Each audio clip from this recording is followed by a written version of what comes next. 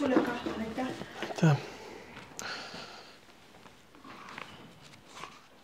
Teate seda, et me oleme kutsutud olema mõjutajad.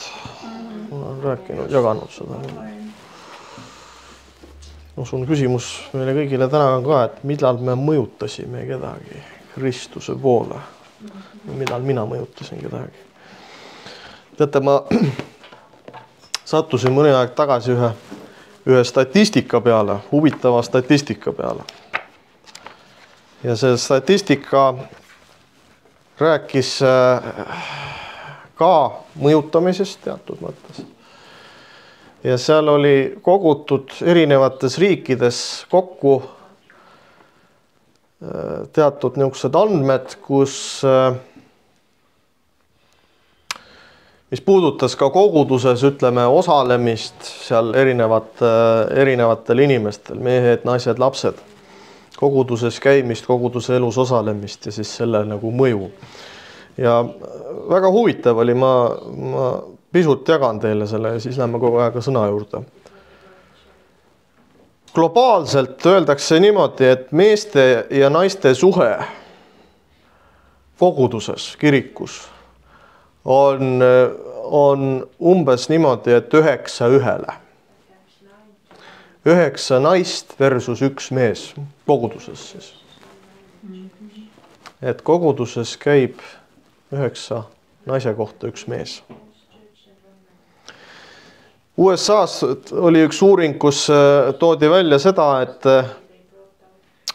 et poisid, kes õpivad pühapäevakoolis oma lapseeas, nendest poistest 70%, kui nad jõuavad täismeikka, siis nad lahkuvad kogudusest. Päris suur protsent.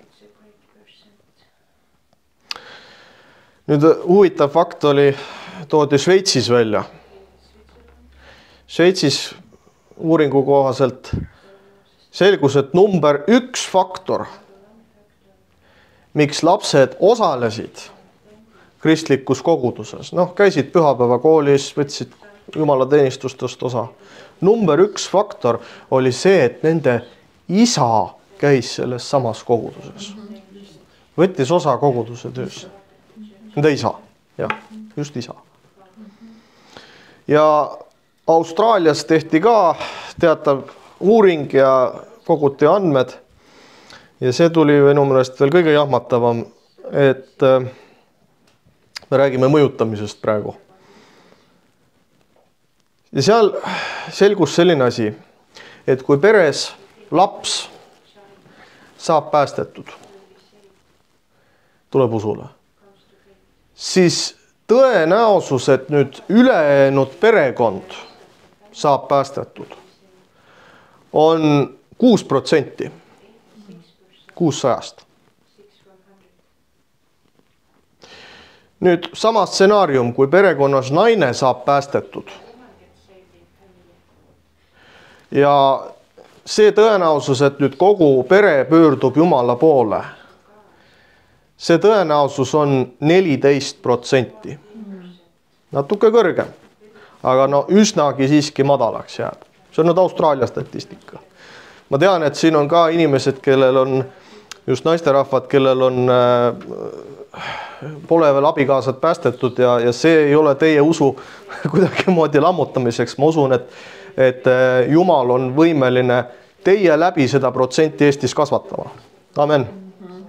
See ei ole kuidagi. Aga, ja nüüd me jõuame meeste juurde.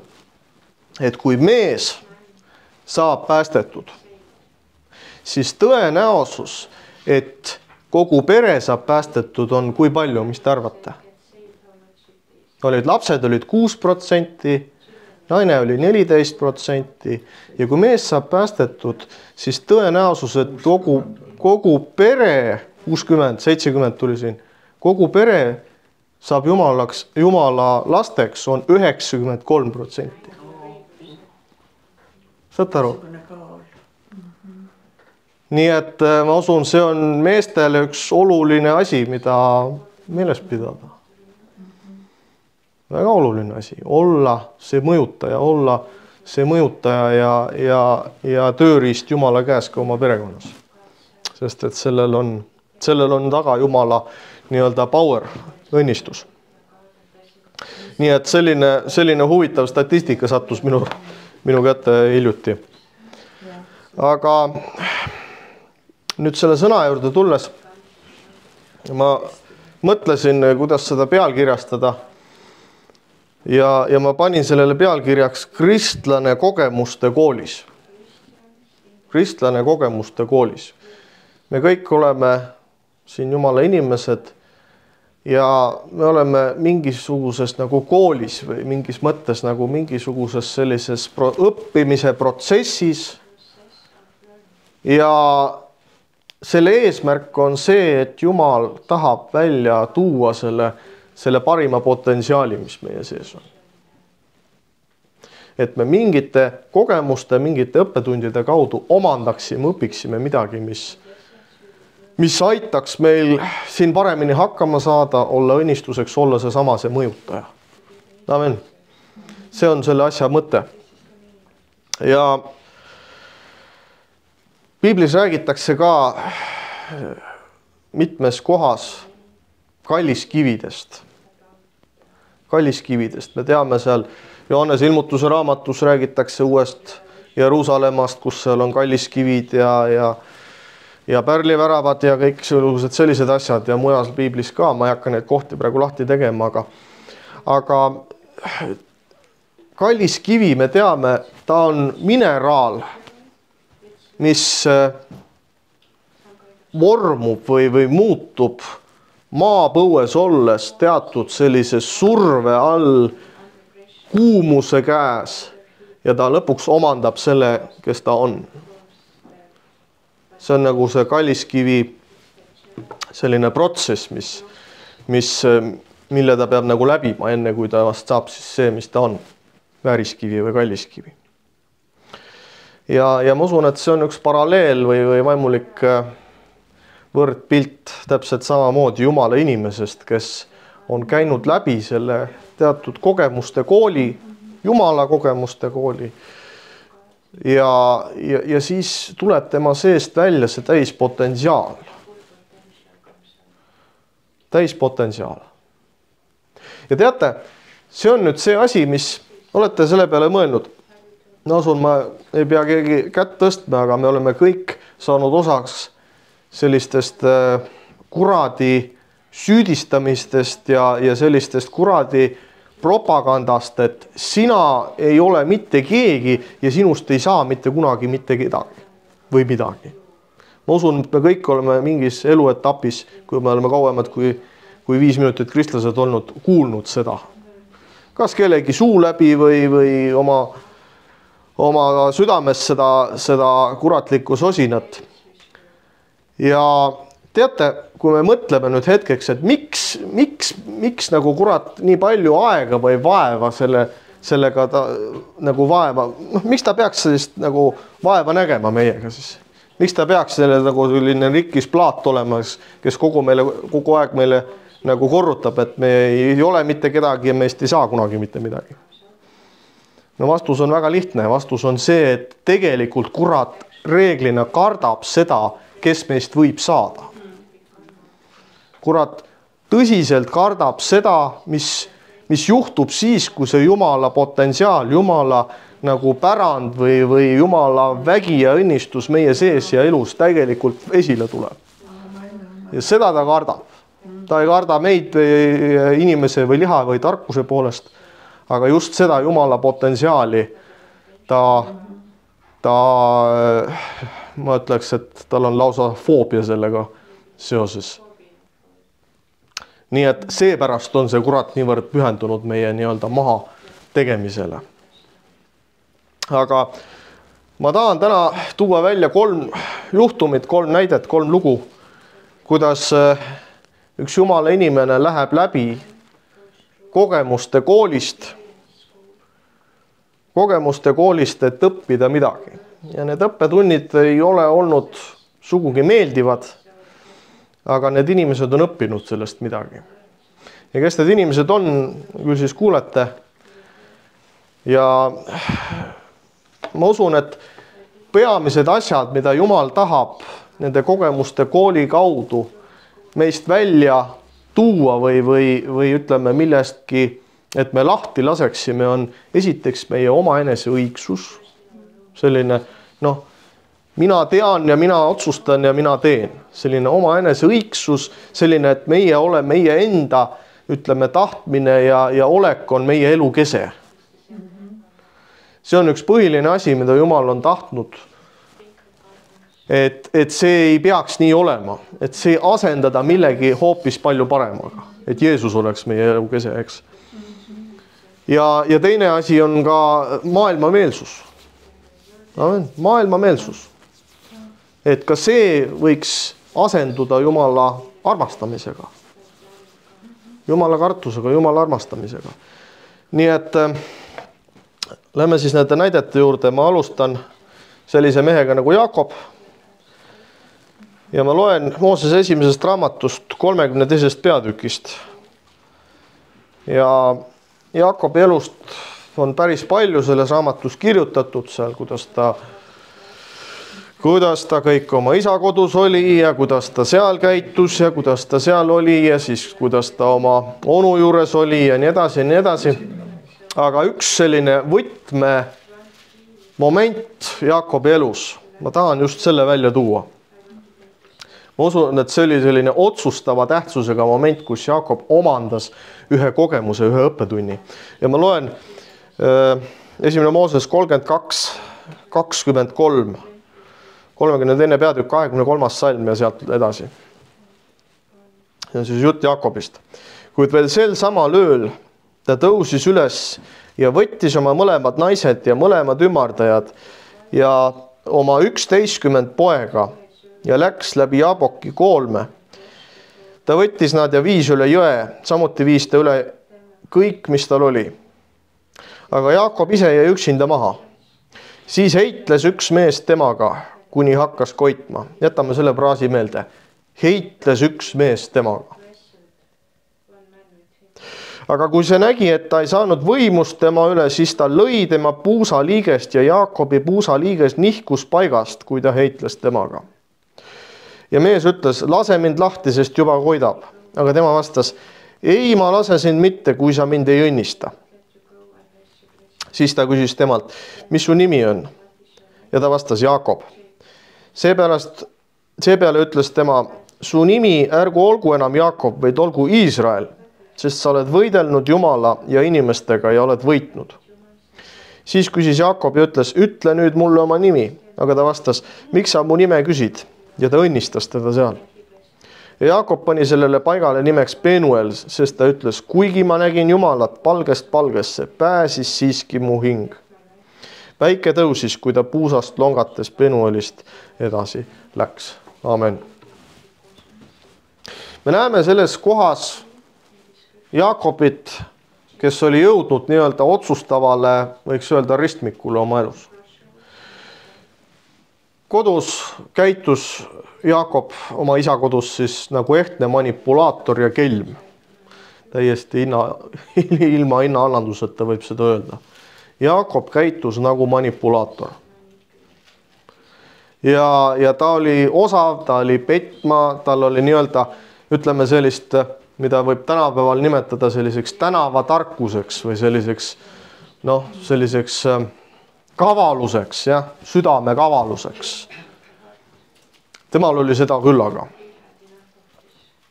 Aga ometi Jumal nägi seda kõike ette, ta valmistas Jaakobit ette ka oma onu juures, kes oli mitte vähem suurem kelm, vaid just suurem kelm. Ja kõik need lood, mis me võime lugeda sellest Laabanist ja Jaakobist. Ja 20 aastat oli see periood, kus Jaakob oli pandud nagu sellesse teenija rolli, sulase rolli, ta täitis seda, tal olid seal loomulikult oma kasud sees. Ja nüüd on see 20 aastat täis saanud, ta on lahkunud sealt ja nüüd ta liigub siis tagasi sinna tõotatud maa poole. Ja nüüd siis selles paigas, siin jõe ääres kuskil, ta kohtub üleloomuliku olendiga. Paneme tähele, et see ei olnud esimene kord, kui Jaakobil oli selline üleloomulik kogemus. Aastaid varem oli ta näinud nägemust, kuidas taevasse ulatub suur redel ja inglid käivad üles ja alla ja võiks öelda ka auline ilmutus ja nägemus. Aga seekord, kui ta seda nägi, siis tema elu kui selline, me ei näe, et seda oleks suuresti muutunud sellest. Jah, see ilmutus oli, Jumal ilmutas talle, aga see ei kandnud sellist vilja, mis oleks võinud võib-olla kanda. Aga see kohtumine siin oli ma ütleks päris vinge kohtumine Jumala, päris selline, see oli tõsine asi, mis tegelikult Jaakob läbi tegi. Ta nägi Jumala inglit, me võime siin spekuleerida, oli see lihtsalt Jumala ingel või oli see Jeesus enne lihaks saamist, olgu sellega, kuidas on. Aga fakt oli see, et Jumal konkreetselt ise tekitas Jaakobile kehavigastuse. Jaakob, tema puusaniiges nihkus paigast. Minul ei ole sellist asja kunagi elus juhtunud, ma ei tea, kas teil kellelgi on, aga ma eeldan, et see on väga valus ja paha kogemus. Ja me näeme seda, et Jumal ei parandanud seda vigastust, mis Jaakob sai. Puusaliiges murti oma koha pealt ära. Ja võiks öelda, et see on valus ja paha, et Jumal, miks sa käitud nagu sadist. Aga see vastus, miks see sündmus üldse aset leidis, peitub selles, et vaadake, jah, Jaakobi see puusaliiges nagu murdus, see oli murdumine, aga see ei olnud ainus asi, mis murdus. Vaid murdus see Jaakobi selline kange ennast täis, enese õigusest tulvil südame hoiak või süda või meelsus, ükskõik kuidas me seda ka nimeta. Ja vaat see on see muutus, mida Jumal ootas Jaakobilt. See oli üks otsustav moment, kus Jaakob sai tunda seda füüsilist valu, aga ma võiks öelda, ta läks võitjana sealt ära. Ta ütles niimoodi. Kus ta siin ütles? Su nimi ärgu olgu enam Jaakob, vaid olgu Iisrael, sest ta oled võidelnud Jumala ja inimestega ja oled võitnud. Oled võitnud.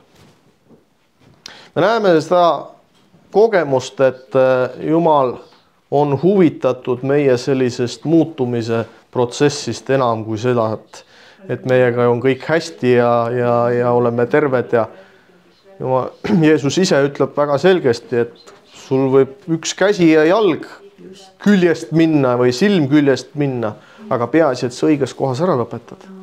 Peaasi, et sa lõpetad õigesti.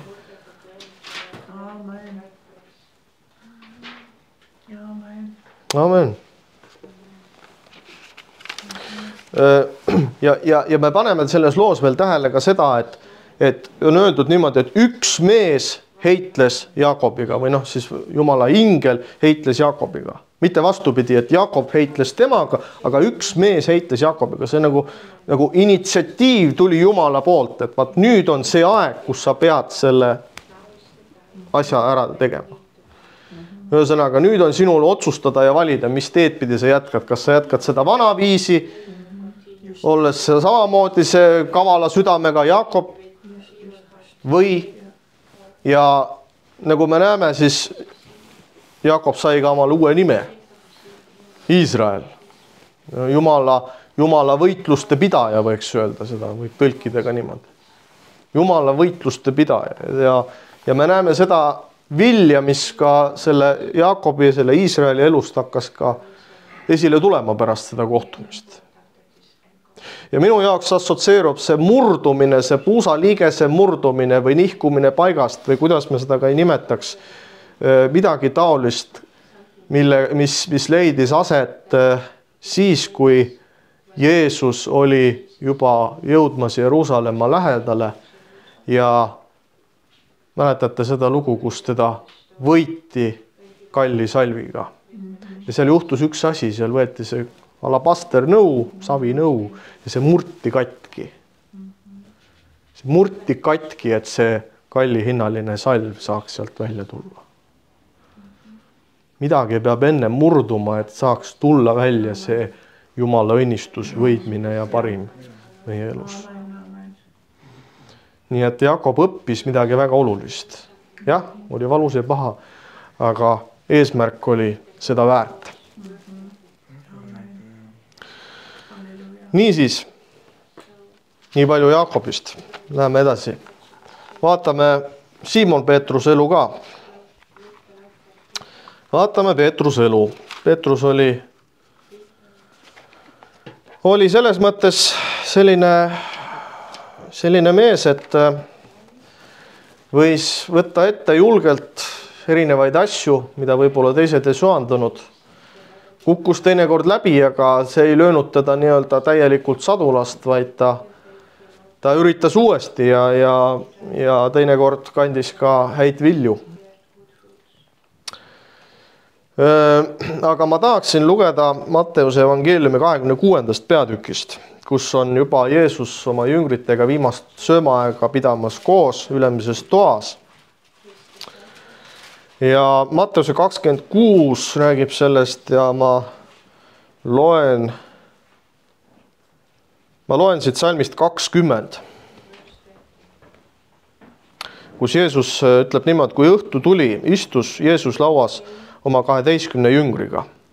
Ja kui nemad sõid, ütles ta, tõesti, ma ütlen teile, üks teie seast annab mind ära. Ja nad said väga kurvaks ning hakkasid üksteise järele temal ütlema, ega ometi mina see ei ole, issand. Ja siit läheb edasi, juba räägib. Aga arusaadav inimlik reaktsioon. Jeesus annab mõista, et meie selline teekond, mis me oleme teiega pidanud, see sellisel kujul hakkab varsti jõudma lõpule. Aga et teie keskel on üks äraandja. Ja öeldakse jah, et nad said kurvaks ja hakkasid pärima selle kohta, kas siis Jeesuselt või midagi. Aga me näeme seda, kuidas ka Peetrus kinnitab siin samas 26. peatükis, see on nüüd siis 31. salmist edasi, et tema seda mitte ilmaski ei tee. Tema seda mitte ilmaski ei tee. Jeesus ütleb, et jah, paraku sa teed seda ja mitte 1 või 2, vaid koguni 3 korda.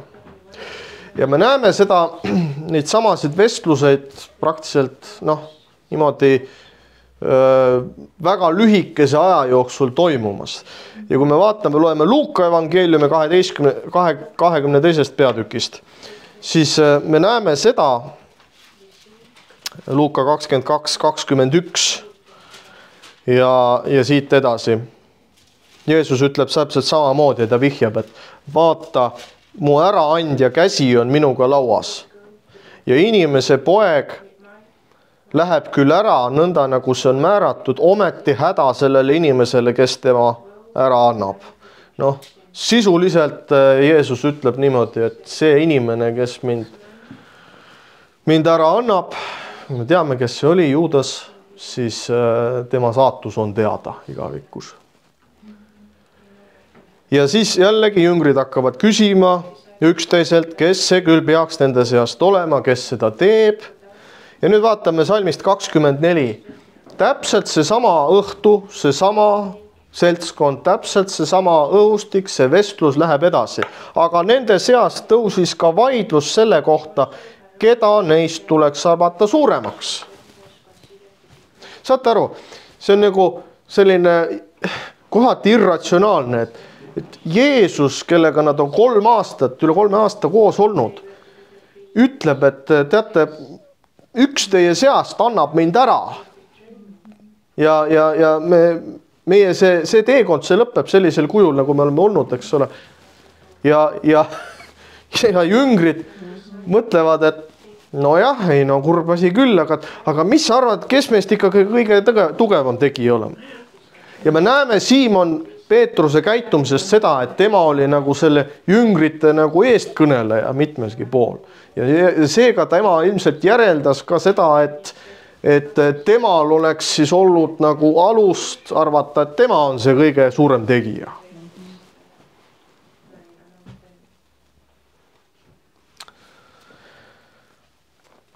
Nagu ma ütlesin, siis Jumal on huvitatud seda, et meie selline enesekeskne elu, selline enese tahte järgi elamine võiks saada muudetud ja me oleme nendel teemadel samamoodi rääkinud. Prohvet Jeremia Vanas Testamendis toob sellise ilmeka näite sellest potissepa tööst ja võrdleb siis seda nagu vaimuliku paralleelina ka, et kui võetakse üks selline savikäntsakas ja pannakse kedra peale, potissepa sellise pöörleva kedra peale, siis sellel peab olema selline konkreetne kese, mille ümber see pöörlemine toimub. Vastasel juhul, kui see kese ei ole paigas, siis tsentrifugaaljõud viskab selle kantsaka lihtsalt sealt kedra pealt minema, eks.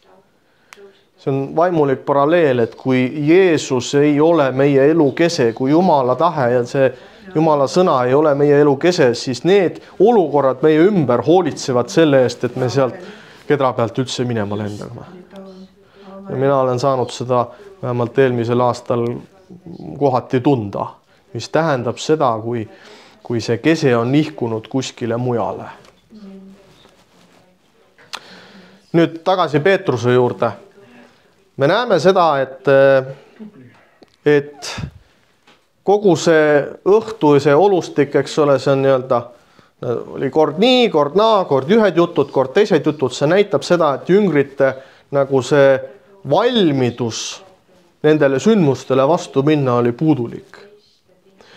Ja me teame ka seda, loeme evangeeliumidest, et pärast seda, kui nad olid seal ülemises toas olnud, siis läksid nad kuhu? Getsemani aeda. Ja Getsemani nimetust võiks ka tõlkida teise sõnaga õlipress. Ehk siis see on siis see koht, kus on oliivipuud kasvavad, Heini teab paremini rääkida võib-olla, aga Iisraelis käinud, aga see mõte on siis selles, et see, et oliividest jällegi tuleks see õli välja, nad on pandud kuskile pressi alla, eks. Avaldada neile survet, et see oliiviõli kätte saada. Ja täpselt samamoodi sattusid surve alla nii jüngrid kui ka Jeesus seal Getsemani aias. See ei olnud ainult niimoodi, et ainult jüngrid jäid selle õlipressi alla. Jeesus oli täpselt samamoodi ja kusjuures huvitav on see, et see kogemus, et Jeesuse tahe ja Jumala tahe saaks ühiseks, see ei toimunud lihtsalt niisama. Me võiks mõelda, et Jeesus, Jumala ainusündinud poeg, käinud, täitnud isa tahet, teeninud siin maa peal, eks ole, ja nüüd ta on seal ja Jeesuselt nõuab see 3-tunnilist pingutust, et see läbimurre teostada. Et see Jumala tahte täitmine oleks ja jääks tema elu keskmeks kuni lõpuni. Ja tal oli võimalus sellest ka loobuda. Ma täielikult näen seda evangeeliumis. Jeesusel oli võimalus sellel hetkel ka loobuda sellest. Aga armastusest meie vastu ta ei teinud seda. Halleluja. Halleluja. Amen. Nii et me näeme seda, et Jeesus heitles 3 tundi ja mida me näeme jüngreid selle õlipressi all. Me näeme, et Jeesus, see on selgelt ühes kohas öeldud, et kui Jeesus ta tuli jüngrite juurde, siis nad leidis jüngrid magamas kurbuse pärast. Kurbuse pärast. Ehk siis nagu jüngrid nagu said aru, et mingisugused sündmused on nüüd tulemas, aga nende elu kese ei olnud veel Jumala selle tahte täitmise küljes nii kõvasti, et nad oleksid selle õlipressi all vastu pidanud. Aga Jumal andis me räägime Peetrusest just ja ka teised, Jumal andis nendele teise võimaluse veel. Ja see, et nende see õlipressi all nad ei pidanud vastu ja järgnes see, me kõik teame seda lugu, kus Peetrus 3 korda Jeesust salgas, see on selle asja lihtsalt vili, see on lihtsalt tulemus, see juhtunud niisama. Ma räägin, et see nii-öelda see eellugu peituski kõiges selles, mis ma just rääkisin. See juhtunud lihtsalt tühja koha pealt. See lihtsalt tõi välja selle, et Peetruse ja tema jüngrite kese oli kuskil mujal. Oli selles, et nemad lootsid saada Jumala käest midagi, nemad lootsid saada ja ennast kehtestada või upitada kuhugi. Aga Jeesus andis teise võimaluse ja annab ka meile, kui me pöördume tõsiselt nende küsimustega Jumala ette, Jumala poole ja ta tahab anda ja taastada ka osaduse. Jeesus, kui ta Peetrusele Johannese evangeeliumi viimases peatükis annab need 3 ülesannet, siis sisuliselt ta annab Peetrusele mõista, et ma näen, et sa oled parandanud meelt, ma andestan sulle ja ma usaldan sinule need asjad, me taastame sinuga selle osaduse. Ja see on huvitav, et kardinaalne vahe on see, kuidas kui Jeesus oli võetud kinni ja kõik need sündmused, et kuidas reageerisid Peetrus ja kuidas reageeris Juudas. Mõlemad öeldakse niimoodi, et mõlemad nutsid, mõlemad kurvastasid.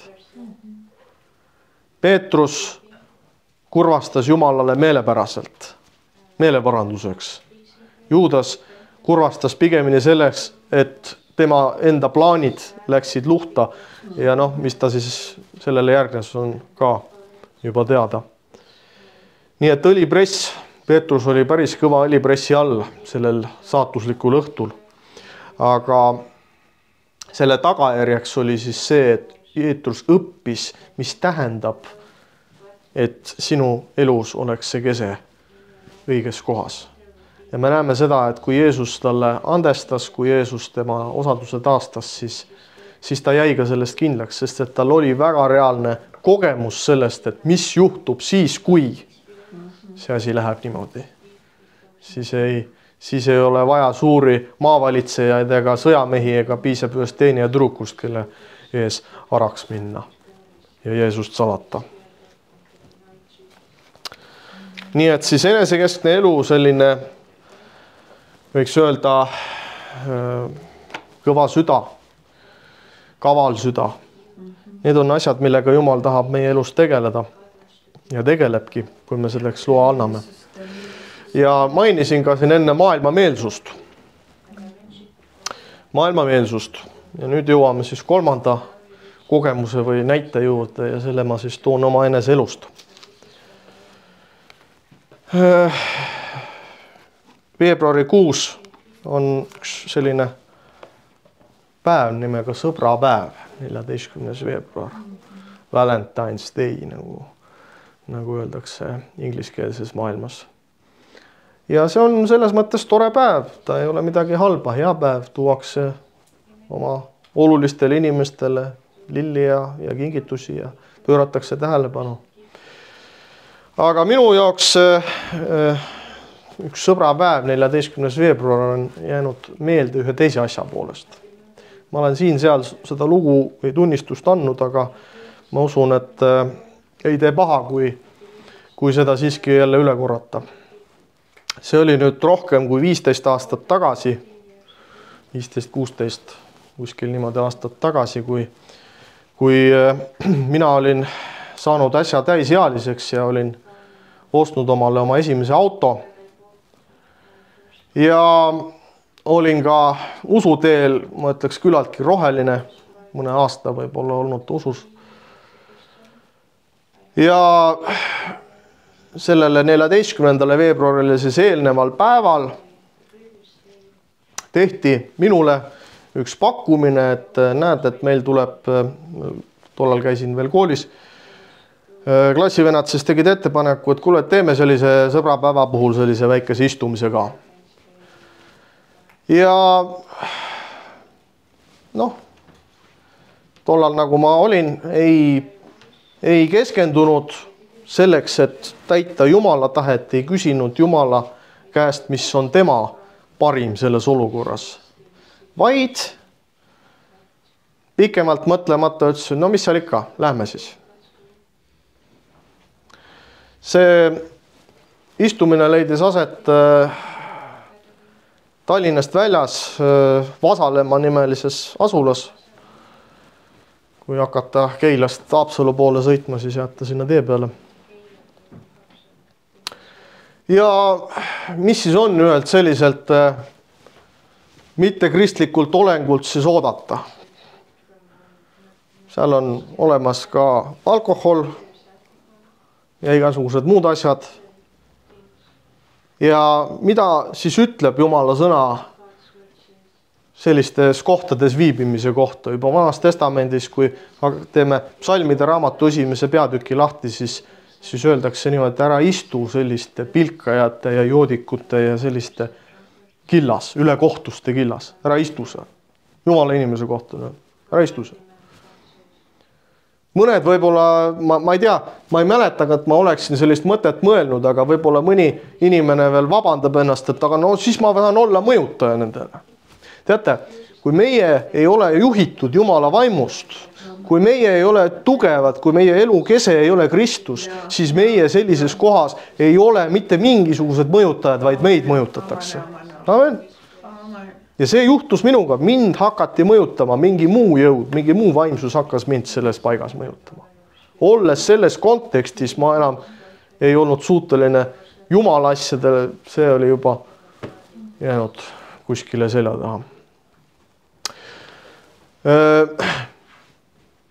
Millega siis oli Jumalal põhiline probleem? Probleem oligi just nimelt selles, et Taavi oli mõjutatud sellest samast maailma meelsusest. Jumal ei ole nii väga suurt probleemi sellega, kui keegi ütleme seal võtab kas pudeli õlut või klaasi veini või midagi veel, aga just sellest, et kui Jumala laps muutub selle maailma sarnaseks, vaat see on see põhiline probleem, millega Jumal tahab tegeleda. Nagu ma ütlesin, jõudis kätte 14. veebruari hommik. Ma olin sinna siis sõitnud oma selle esimese ostetud autoga ja ma ei hakka neid, läheb väga pikaks, aga kõiki detaile seal kirjeldama, aga sisuliselt juhtus siis see, et minu käest võeti minu auto väevõimuga ära ja mina ise olin sunnitud selles autos nii-öelda tagumisel istmel olema. Ja mäletan väga hästi seda hetke, kus sama minu auto sõidab seda sama siis Keila Haapsalu maanteed mööda sealt Vasalemmast siis edasi Padise poole. Talvine aeg, jäine, lumine tee ja siis need, kes minult väevõimuga selle auto ära võtsid, sõitsid seda teed mööda kiirusega kuskil 120-130 kilomeetrit tunnis, olles ise lausjoobes.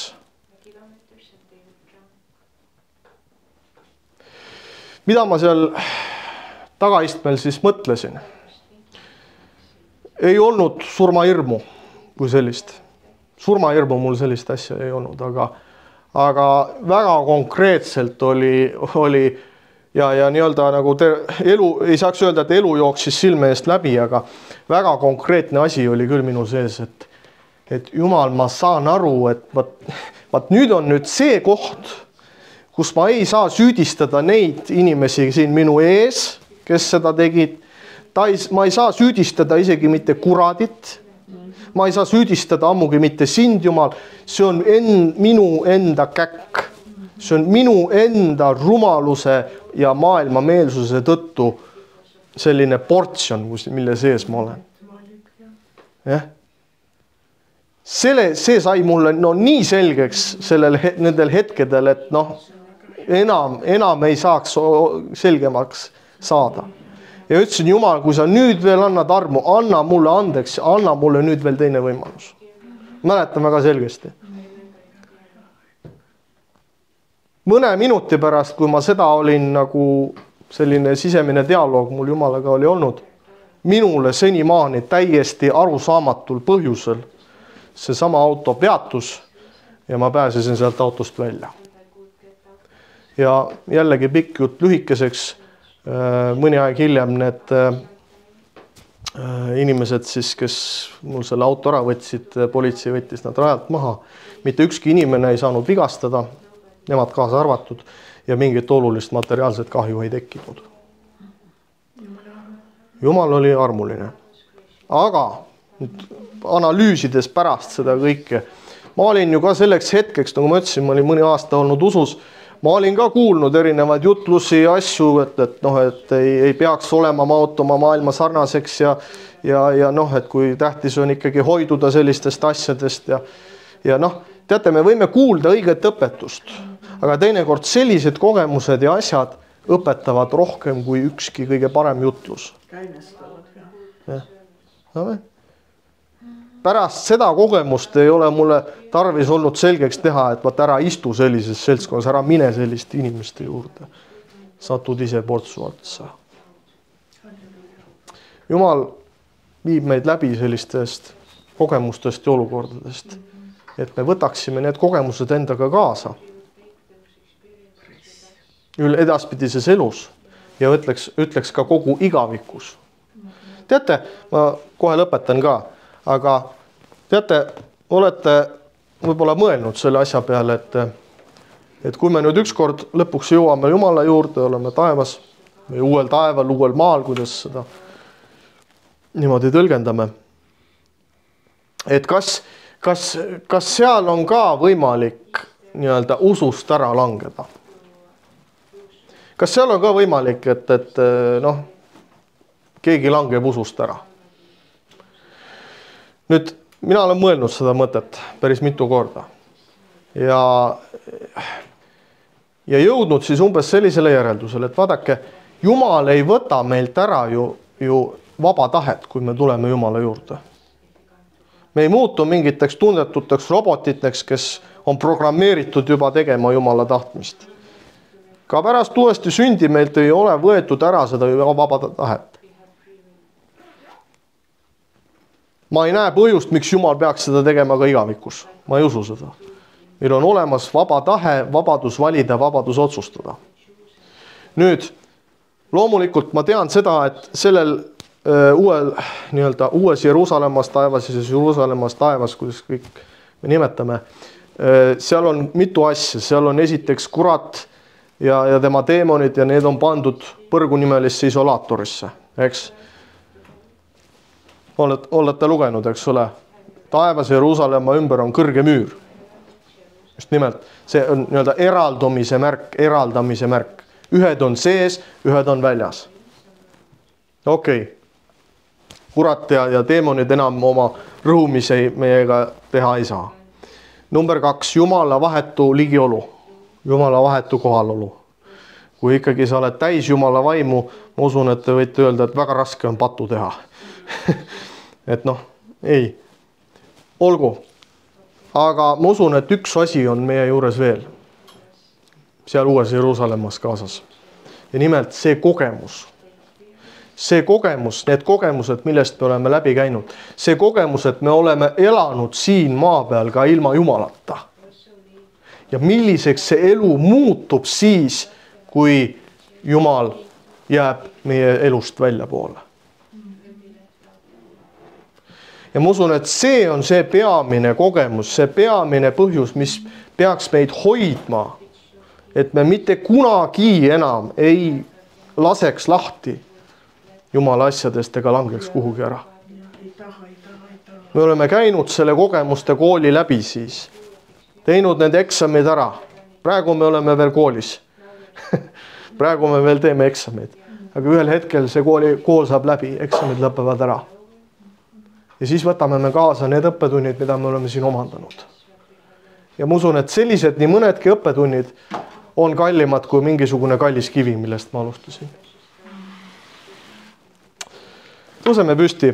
Mul on südames üks palvesoov ka veel paluda ja me palvetame veel ka. Me oleme suhelnud ühe naisterahvaga, tema laps töötab samas või laps käib selles samas hoius, kus Kristi töötab.